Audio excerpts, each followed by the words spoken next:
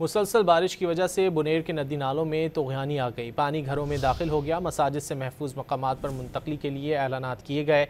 Deputy commissioner के मुताबिक मुसलसल बारिश के बायस सैलाब का खतरा है। लोगों को महफूज मकामात पर मुंतकिल करने की कोशिशें जारी हैं। डिप्टी कमिश्नर का ये भी कहना है कि हंगामी सूरत हाल में आवाम को सरकारी रिहाइश गाहों में महफूज जगह फराहम की जाएगी। मुसलसल बारिश की वजह से बुनेर के नदी नालों में तूग़यानी आ गई। पानी घरों में दाखिल हो गया। मसाजिद से महफूज मकामात पर मुंतकली के लिए ऐलानात किए गए।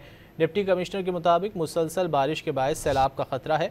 लोगों को महफूज मकामात पर मुंतकिल करने की कोशिशें जारी हैं। डिप्टी कमिश्नर का ये भी कहना है कि हंगामी सूरत हाल में आवाम को सरकारी रिहाइश गाहों में महफूज जगह फराहम की जाएगी। मुसलसल बारिश की वजह से बुनेर के नदी नालों में तूग़यानी आ गई। पानी घरों में दाखिल हो गया। मसाजिद से महफूज मकामात पर मुंतकली के लिए ऐलानात किए गए। डिप्टी कमिश्नर के मुताबिक मुसलसल बारिश के बायस सैलाब का खतरा है। लोगों को महफूज मकामात पर मुंतकिल करने की कोशिशें जारी हैं।